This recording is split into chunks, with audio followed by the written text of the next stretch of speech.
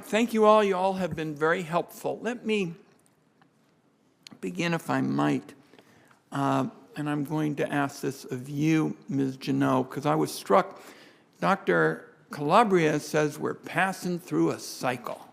Basically, all you Congress folks shouldn't get too worked up because we're passing through a cycle. Now, I've had the honor to represent Oregon for a while in the United States Congress. I have never, in my time in public service, seen school districts having to buy houses to rent to their employees because the housing crunch is so serious. So I think it's kind of disconnected from the facts to say that we're passing out of a cycle. And I want to follow up on a point I heard you make, because your views, and particularly representing such a major business association, very valuable. I gather you think that the number of firefighters and middle-income people who are, I guess the technical housing jargon for it is cost-burdened, is increasing. And it is not increasing by a modest amount. It's increasing in a significant way. So can you sort this out? Because what you said sure doesn't seem to me like we're passing through a cycle. I think your comments reflect what I'm hearing at town hall meetings, what my colleagues are hearing, is that middle-income people, and I just hate the idea of a policy debate that would pit the needs of middle-income people against the needs of low-income people. My goodness, that's the last thing we need in America. We've got to get shelter to people who need it. So tell us your assessment of how serious the situation is for the missing middle, let's call it, refer to it that way. Sure, no, I appreciate the question. And while I agree in part with my colleague, Dr. Calabria's assessment, there are parts of the real estate segment that are passing through a cycle, mostly on the higher end of the income scale. We are seeing a supply of housing that had been delayed due to COVID that will be coming on the market in 2023. We're already seeing rents start to come down in that segment as it's pushing down the line.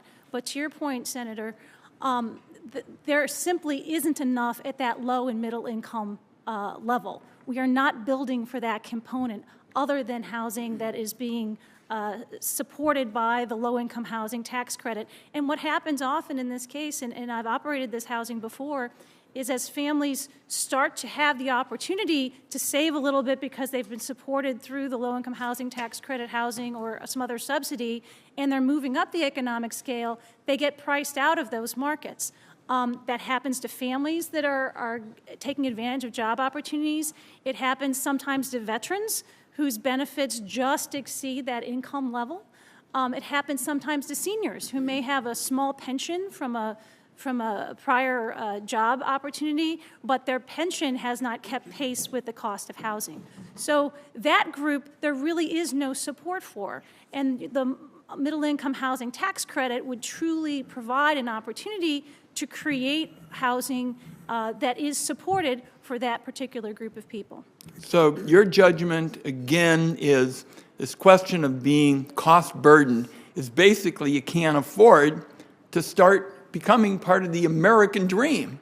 I mean, the American dream has always been to work hard and play by the rules and get that first home and get started.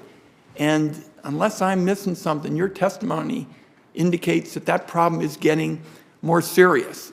It is more serious today than it was before. And yes, I'm sure that some people can still get housing, but I appreciate you're making the case for the missing middle, because based on what I hear, at home, so many people who work hard want to have a chance. It's one of the reasons we give the tax break again for your first home.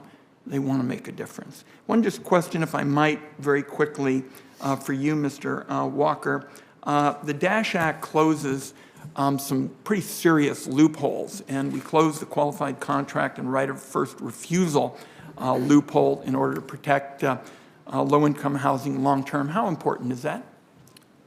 Well, I'll start by saying very important, and I appreciate you putting a bright light on it. The right of first refusal, both of these are long existing parts of the statute that was created in the mid-late 80s. And what we have seen, we've seen some bad behavior, some ambiguities in both the statute and some imprecise language in the partnership agreements. The right of first refusal, which was anticipated when there was a nonprofit partner alongside the investor owning and operating these properties, at year 15, the investor would quietly exit under a formula. And the behavior that we are seeing is that either that investor or actually an investor that has stepped in the shoes of that investor getting close to that 15th year are starting to really jam the exit strategy and trying to extract quite a bit of capital out of the deal. And the effect of that is either litigation, which is very expensive and jeopardizes both the nonprofit operator or the property itself, or simply having to acquiesce to those demands, which again jeopardizes the property and ultimately puts at risk the residents for whom the property is intended to be there. My time is up, but obviously we're also concerned about it in the context of the trend of private equity firms acquiring housing and taking advantage of these loopholes. So I appreciate your response. Senator Crapo.